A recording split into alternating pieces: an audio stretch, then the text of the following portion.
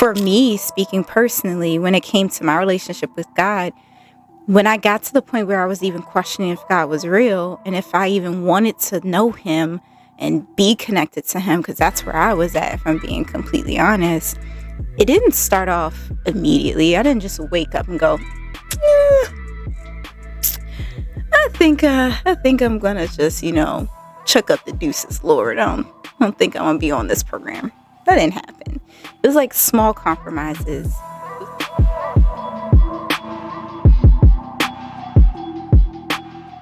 Hey there, kings and queens. Welcome back to another episode of Faith Helps Podcast, where we bridge the gap between faith and psychology, all in an effort to show you that you need both in order to become the best version of yourself. And by best version of yourself, I mean the version of yourself that God created you to be. It is my hope that you leave every episode feeling encouraged, inspired, healed in some area of your life, but most importantly, challenged to continue working towards that better version of yourself, that version that God has always known you to be. And I am your host, Dr. Diamond Booth, and I am so glad to be able to connect with you guys. Depending on where you are, you might be dealing with a snowstorm. That's what we got going on over here in Virginia, in the DMV, but particularly, I'm here in Virginia just struggling. But I wanted to share with you guys something that came to mind on my drive, which I have many of, home. So I was randomly just reflecting back on my journey to where I am today when it comes to my faith, and how at one point I strayed far away from God, and I was thinking about how bad it got and how far I got. If you want to know more, get the book, The Fight. It's not out yet, but I just want to plant that seed in your mind so that you're looking out for it and anticipating it. But no, in all seriousness, coming back to the point, I was driving home and I was thinking about how far I fell away, and it just struck me, and I was just God, please, just continue to keep me in alignment with you. Don't allow anything to come into my life, no level of success that I'm not ready for, if it's going to compromise my relationship with you. No amount of money, no relationship, if it is going to compromise my relationship with you and steer me away from you, I don't want it. And that was my prayer. And as I continued kind of on that point, something that came up was God, I don't want to ever fall away from you, not for a season, not even for a weekend. And that hit a little different. And I even said, self. And self said, what? And I said, did you hear that? And self said, yeah, that sounded like a bar. And I was like, self, you right. We should talk about it on the pod. And I was like, yeah. So I know y'all she's crazy. I'm not.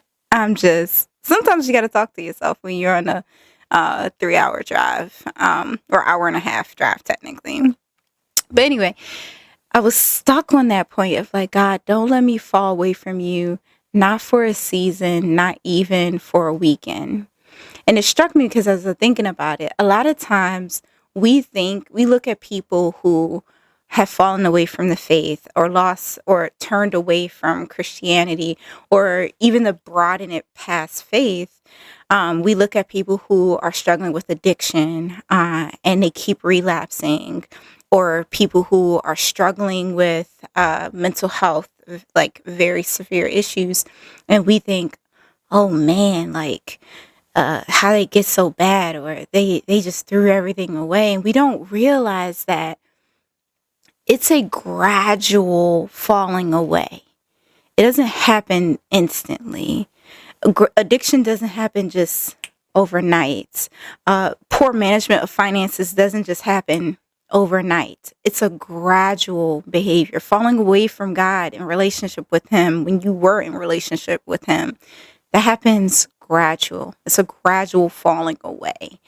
And a lot of things can impact that, whether it be trauma, whether it be life experiences, whether it be exposure to certain things, situations, environments, or even people and relationships. That's why we have to be careful of what we are ingesting and taking in, whether it be what people are telling us, what we're watching, what we are exposing ourselves to ultimately, right?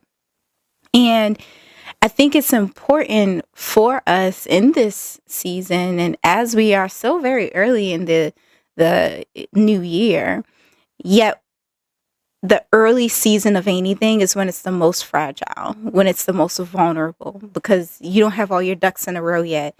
You may have started off strong, but it's still fresh, and so you're so vulnerable.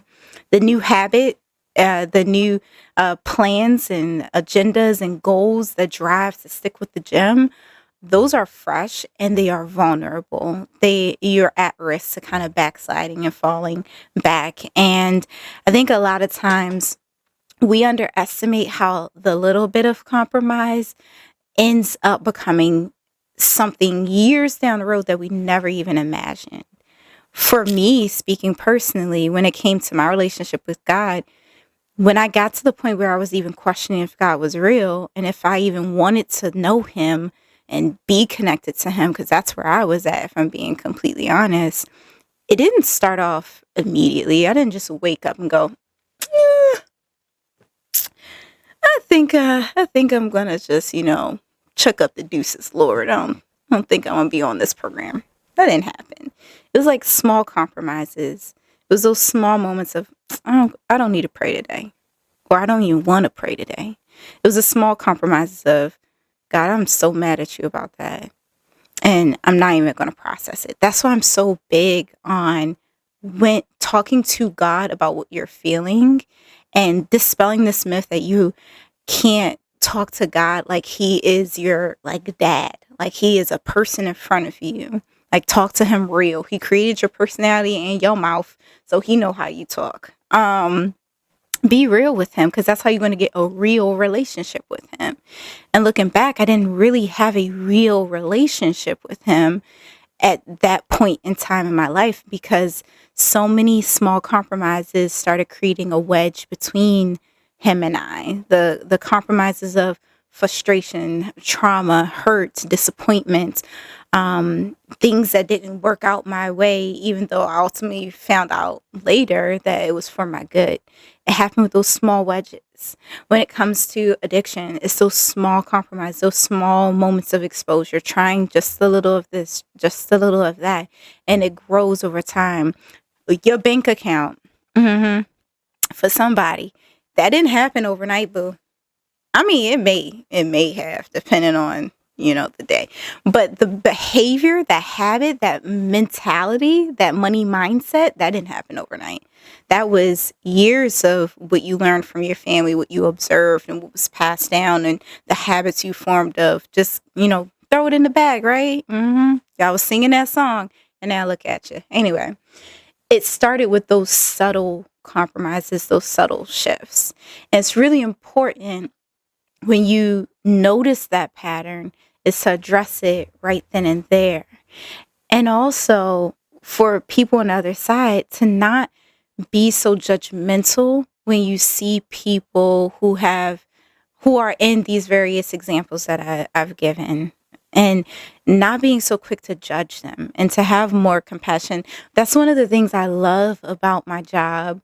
Someone asked me this question and I shared it on Instagram, but another answer is coming to mind as I'm continuing to reflect on it. One of the things I love about my job is that people come to me when things are at their worst. People come to me when their options are done and they really just don't know what to do. And there's so much joy and like just so much joy doesn't feel like the right word. I think it's the love that I feel in my heart when I get to see them at the end of the process and they've improved, and seeing them get to that journey of regaining their power, regaining their sense of self, regaining their relationship with God, regaining their mental health and control over their physical health as well. And that is so gratifying. I love seeing that. And I can't imagine that I just feel like that's how God looks at us too. Like, one of the scriptures I love the most is when it talks about God leaves the 99 for the one. And I've definitely been the one. Whew, I was the one a couple of times. But the love that it must be in his heart when he turns and like he sees us like making our way back. And we're starting to seek him out more.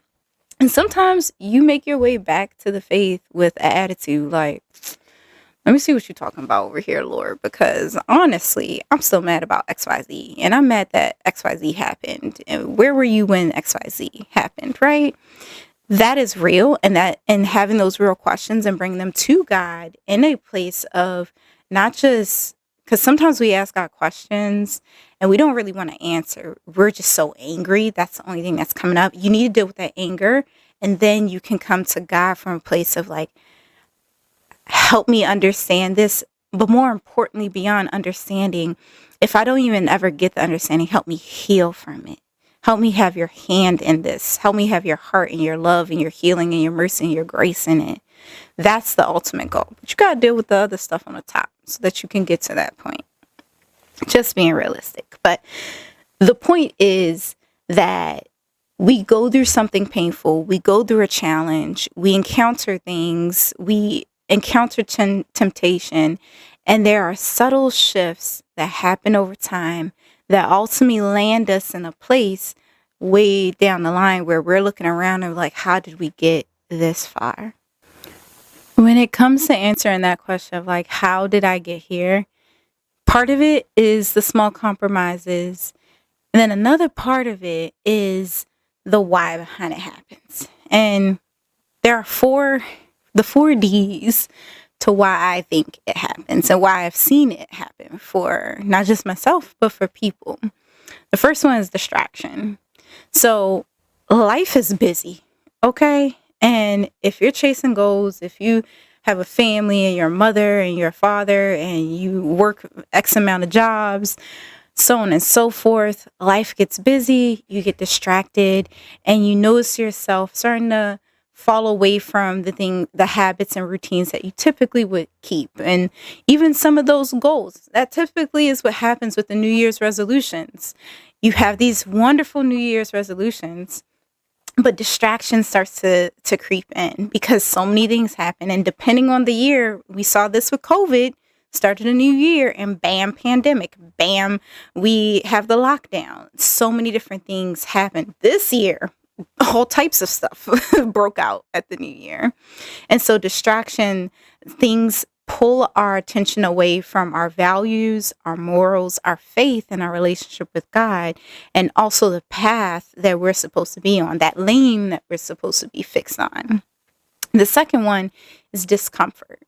A lot of times when we're uncomfortable, we try to find the fastest and most efficient way to resolve that discomfort, even if it's not the best way.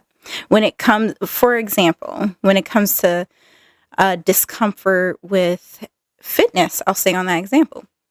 When it comes to fitness, it's uncomfortable to show up to the gym at 5 a.m. It's uncomfortable to be at the gym for an hour. It's uncomfortable to put your body through all these new changes, especially if it's been a while since you've worked out and now you have to deal with the soreness. That is uncomfortable. The immediate solution, skip a day. I'll go back next week. Or next thing you know, you've skipped 2 weeks and I'll start again next month. And the next month comes, maybe you do go back for one day, but then that discomfort hits again and reminds you of why you stopped. And ultimately you go, you know what, we'll work on it closer to the summer. And you see how over time it builds into this pattern where one day turned into a whole nother year that you've thrown away this goal and thrown away your focus. And the same thing happens in our relationships with God. We go a day without prayer. We go a day without connecting with God or even thinking about God. We go a day without self-reflection. We go a day without finding ways to read our devotional, incorporate it into our daily like routine and schedule. And then that a day turns into a week, which turns into a month, or there's that little bit of temptation. I did an episode recently on like a little bit of compromise. I think it was called Worth the Sip. It was the idea of like having a drop of poison in a cup of water. Would you still drink it if you were thirsty?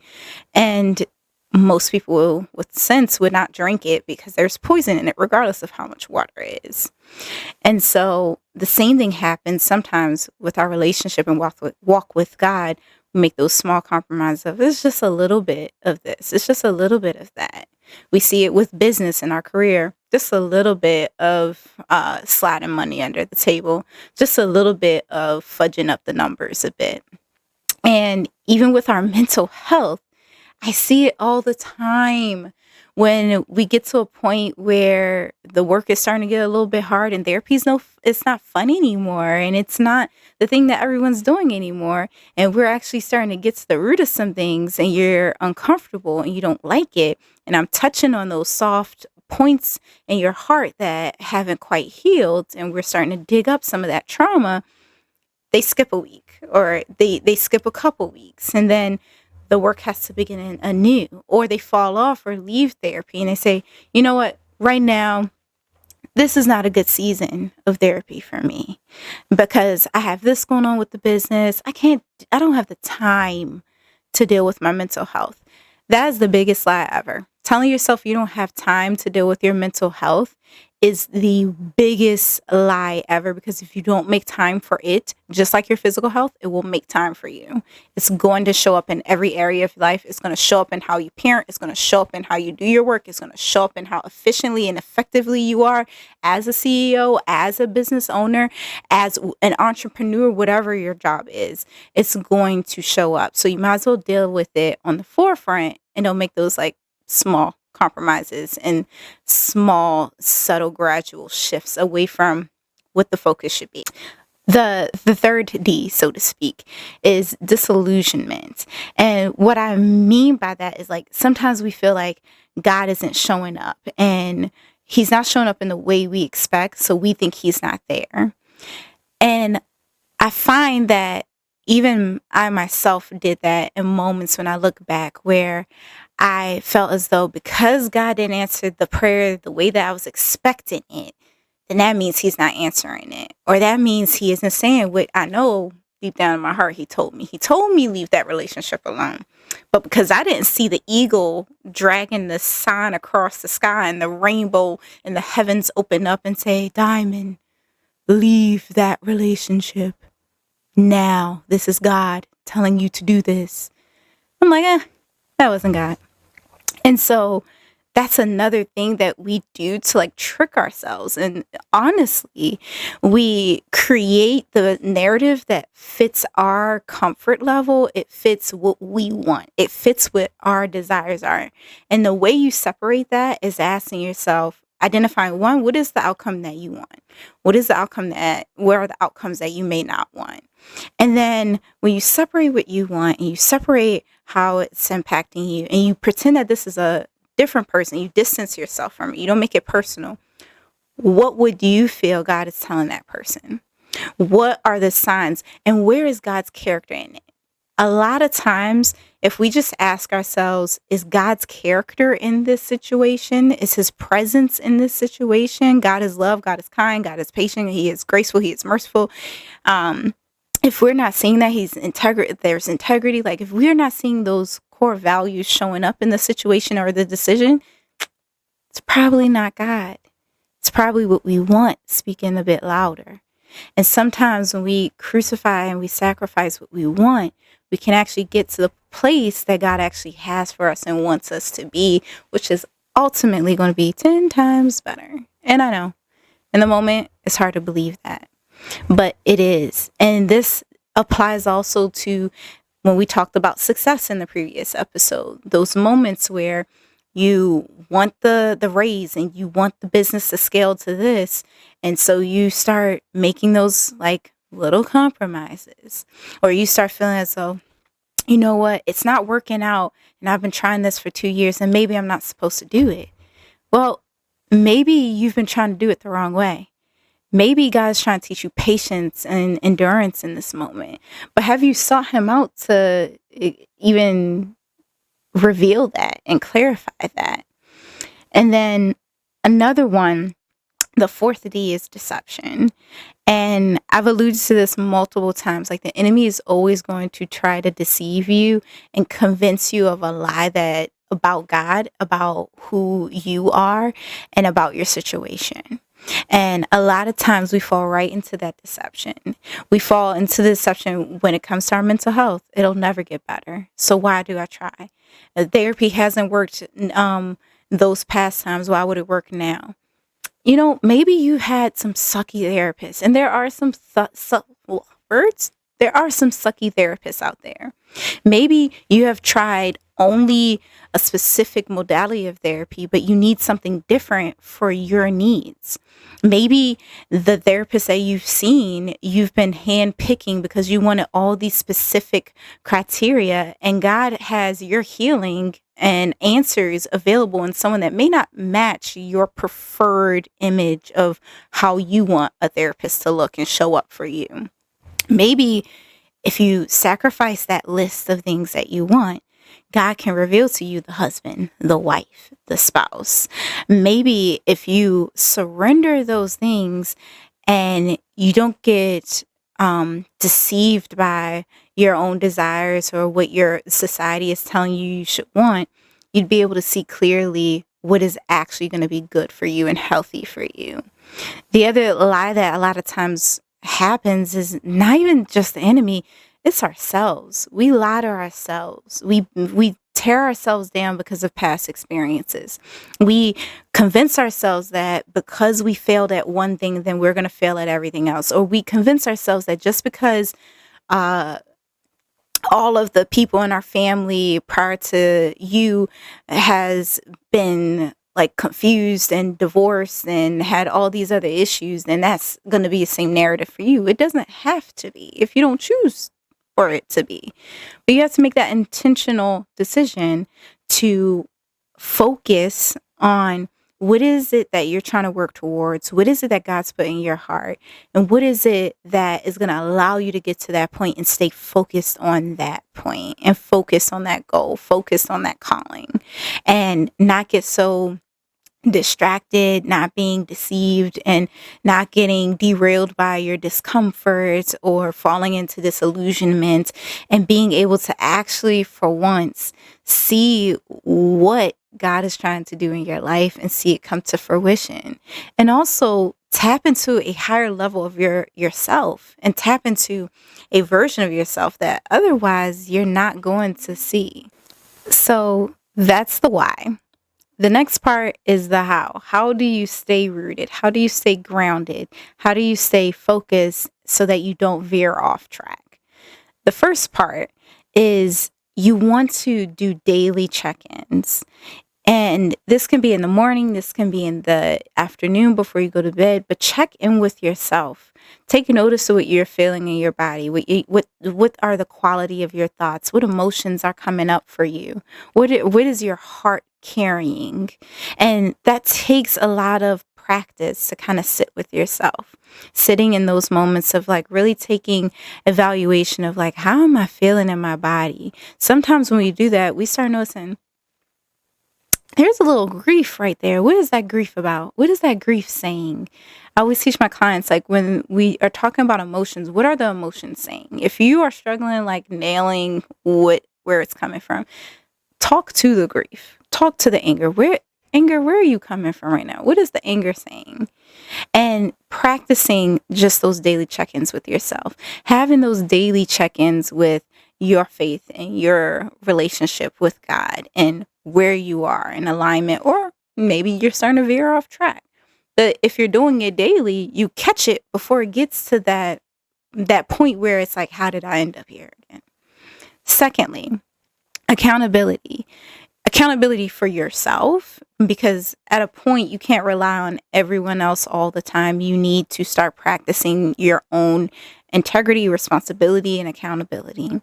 You need to hold yourself accountable. You need to want it bad enough to stick with the plan, to stick with the goal, to stick with the value that you've placed.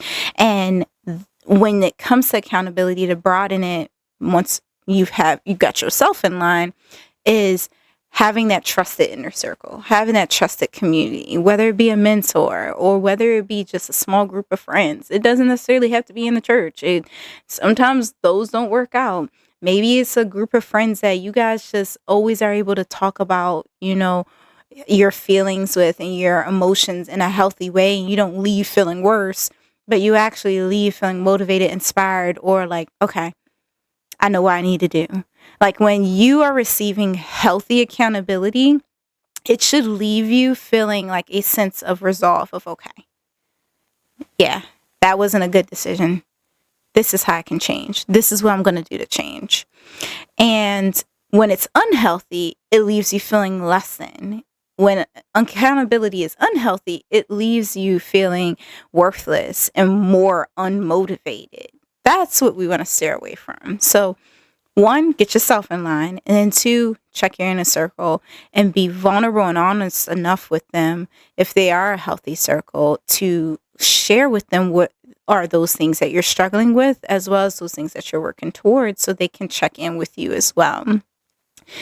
And then 3rd, recognizing the red flags. You want to recognize, like, what are your warning signs? As I said, it was a gradual fall away when I had that realization.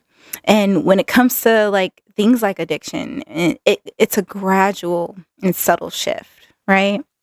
What are your warning flags? If you notice that every single weekend when you get stressed, the first thing you do and cannot stop yourself from doing is having a drink or smoking a cigar, or whatever it is that you're whatever the behavior is that you're trying to stop, or the pattern that you're seeing that you're wanting to address. Okay.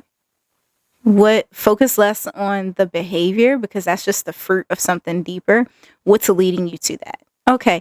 Is it stress? Okay. Is it anxiety? Is it insecurities? Is it anger? Is it grief? Is it sadness? Is it fear? Get to the root and address that, and you'll see a change in what's coming out, i.e. that behavior. And then knowing yourself. When it comes to recognizing red flags, it's really important to know yourself. Like, know yourself enough to know what situations you can and cannot handle. Maybe you can't handle going to the after party, because if you go to the after party and Big Booty Judy go walking past you, you're going to start compromising. Do I really need to stay celibate? Or you are saying, I know where my warning signs and my red flags are. When I start looking at homeboy and he got his chest out looking all chiseled, and I'm starting to think, you know what? I wonder if he, just a little Netflix and chilling. Red flag, baby. Snap out of it. Okay? Come back. What is the focus? What is the goal? And get back in alignment with that.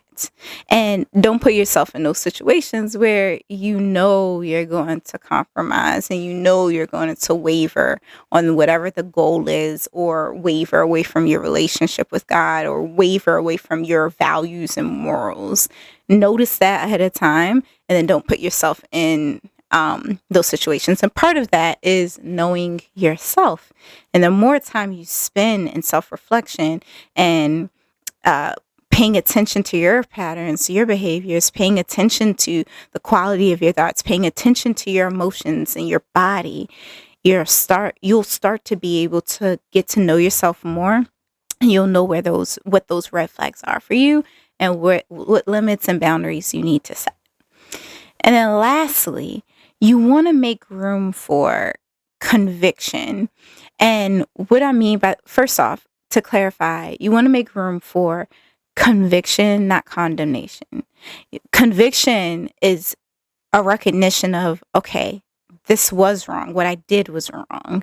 Condemnation is, oh, I am wrong and I am horrible, and you stay in that and you start feeling those feelings of like worthlessness, and you start feeling shame.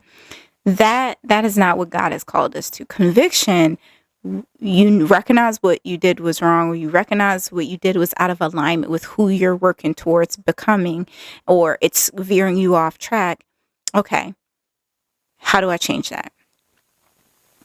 How do I make sure that doesn't happen again? What steps do I need to put to address, and what do I need to do so that I don't fall off track again? And making those decisions, writing out a plan if you need to, talking over the plan with someone, whether it be a therapist or a mentor or a life coach or someone that you trust, who actually not just you trust, but has knowledge and wisdom in that area. Just because they have knowledge and wisdom in a area doesn't mean it applies to the area of focus for you. Just like, for example, if you're trying to get better at financial management and your mom is an expert at education and literature, and she has written multiple books, and they've been bestsellers and all that, that doesn't necessarily mean she's a person for you to go to and confide in when it comes to managing finances and managing wealth. So you want to be intentional about not just who you're going to, but why are you going to them? What is the value that they have, and how does that value apply to your specific focus and the specific thing and area that you're working on and trying to improve in? And then at the end of the day, don't beat yourself up, okay? Like, you're going to make mistakes. You're going to fall. You're not going to get it right every single time. Give yourself grace. Get back on that horse. Get better at it. Get focused. Get back on track. The worst thing you can do is wallow in the fact that you made a mistake. The worst thing you can do is focus in on that mistake, because that's not serving nobody, and all that's doing is wasting your time. All right? And I mean that with so much love, y'all. And if nothing else, I hope that you guys take something away from this message. And for those of you who have been rocking with me on YouTube, a quick note: I finally got the Spotify fix. So for those of you who preferred the listening on Spotify, that is back up and running. I'm actually posting 2 episodes a week on the Spotify podcast, so that they can get caught up to where I'm at with the YouTube episodes. That's all I got for y'all.